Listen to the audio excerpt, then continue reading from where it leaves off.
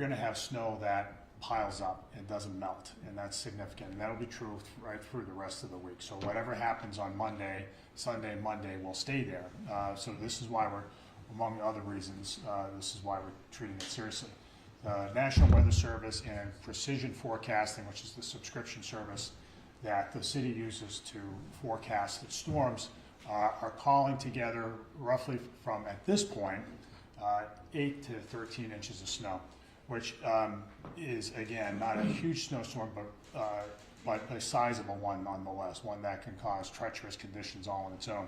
I will hasten to add that there are a couple of circumstances that we have to keep an eye on. The forecasts have been varying greatly over the last several days, and they may change. They may change for the worse. We might end up getting a lot more snow. North of here, throughout New England, they expect a lot more snow. If that snow line shifts farther to the south, we may be getting similar levels of snow. So that's something to keep in mind. But we know to a high degree of certainty that we're going to get a lot of snow. Secondly, and again, it's not going to melt. So ensuring that the snow is removed effectively shortly after it comes down is really key, because it's whatever falls is going to stay there, and the next snowstorm will pile on top of that, and then we'll have a problem. Those are the conditions that we're looking at. Fortunately, we don't think this is going to be a high wind event, so that itself will lower the possibility of down tree limbs and therefore down power lines. Nevertheless, those always remain a possibility. So I wanted to say how we're attacking it. We're going to be sending out about 120 pieces of equipment, mostly plows, starting very, very early Sunday morning, that we hope will be able to enable us to get ahead of the storm. We will prepare the roads before that, as we always do with storms, which is to say we'll be out there with salters in the wee hours of Sunday morning. That will be, it's one of the most important things that we do, so that the roadway is softened up, as it's not the roadway softened up, but like the surface itself, its ability to adhere snow is diminished. So that'll be happening very early Sunday morning, and then the plows will go out once we reach a plowable level of snow. So about 120 pieces of equipment.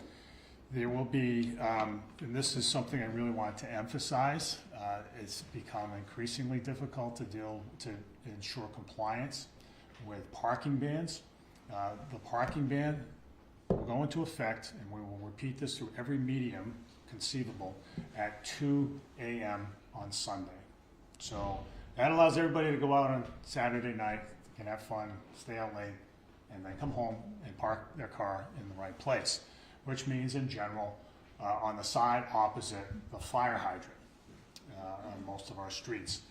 There are some double-sided bans, right? Those are marked across the city, primarily on the main roads, but also in the downtown.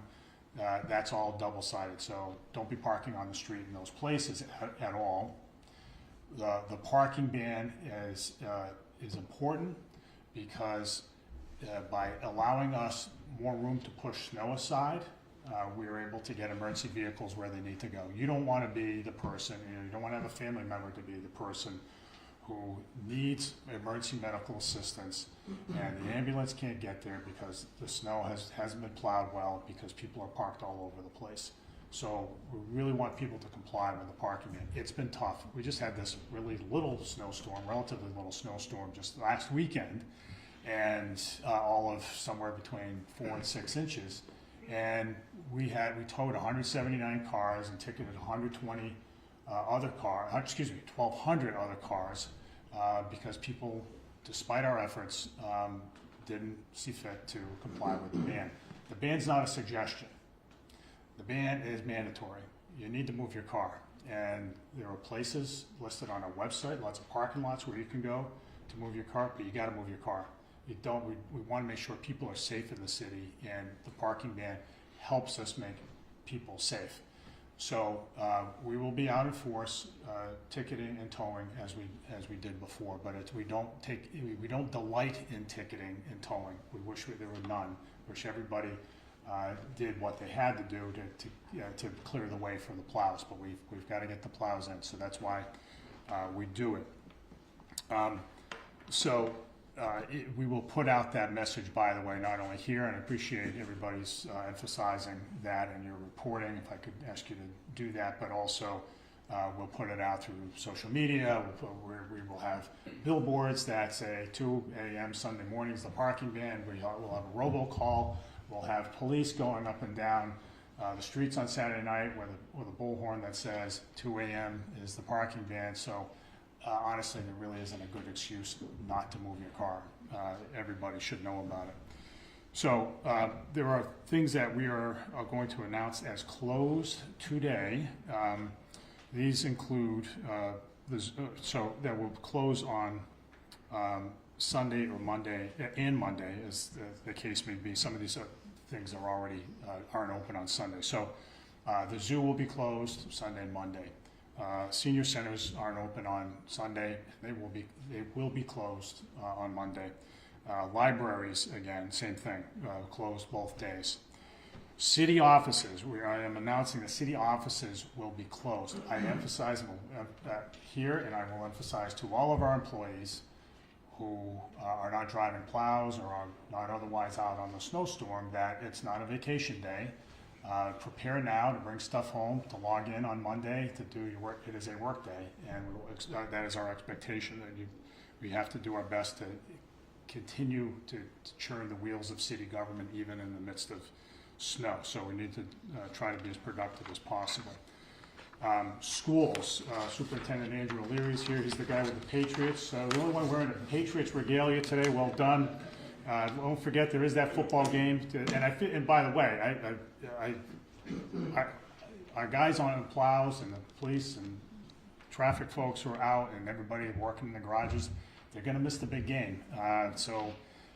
They will record it, they'll find out somehow, but they're not going to be able to kick back on their couches, unfortunately. So there is a real sacrifice there because a lot of them are Patriots fans. But on the matter of schools, school's not in session on Monday anyway in New Bedford Public Schools. So, because it's a professional development day, so that actually works out pretty well. So no problem there. Our school personnel, again, the custodians and others will be out clearing the sidewalks around schools, the parking lots, readying the buildings for children to come back the next day on Tuesday.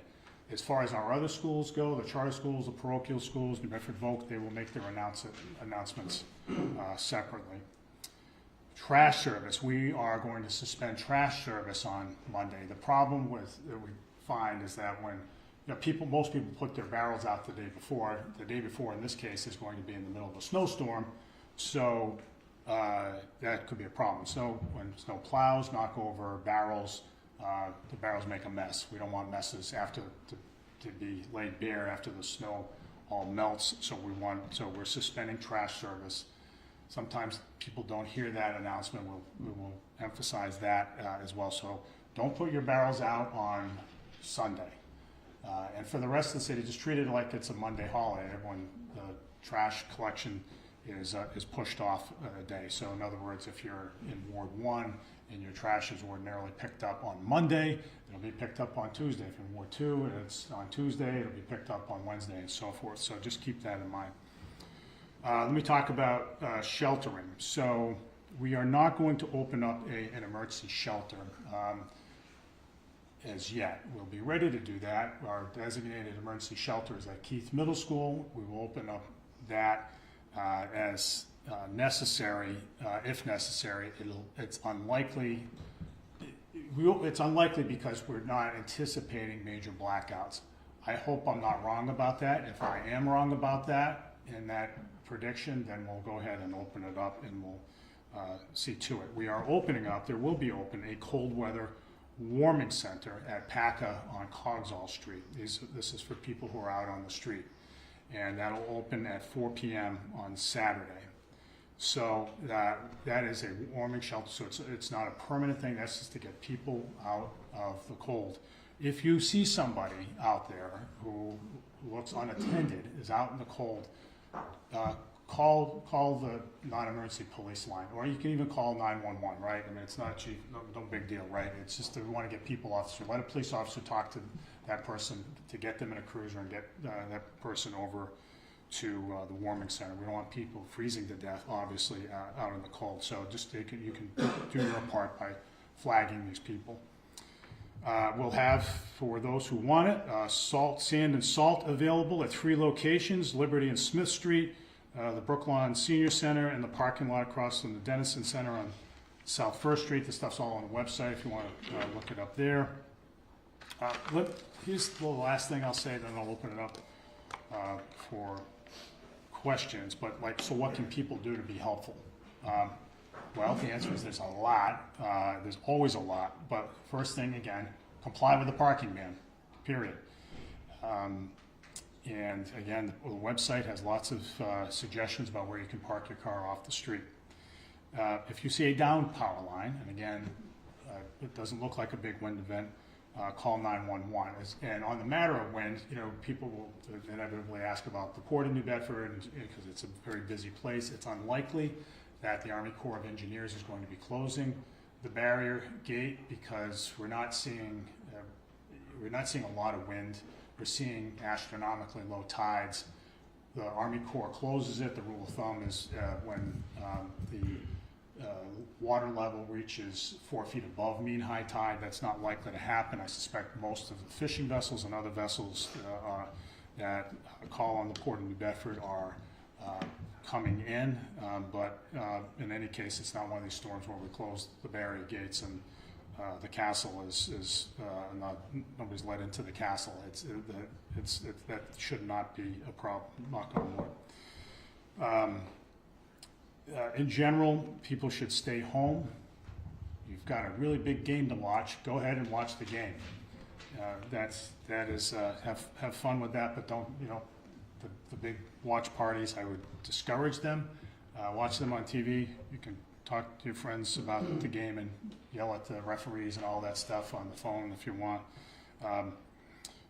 Private contractors, we're probably not going to be using many of them for this event. I just note that.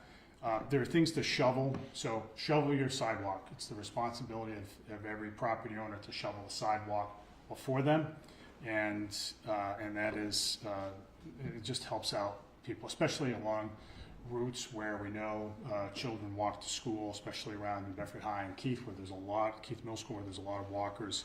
Shovel out hydrants. That's a big help to the fire department and locating the hydrants and freeing them up so that in an emergency they're not breaking ice off of them. And look out for your neighbors, especially the elderly. Every year there's somebody who has a cardiac event with a big snow. Every time there's a big snowstorm. We haven't been getting many big snowstorms. But when there are people who go out there and have heart issues.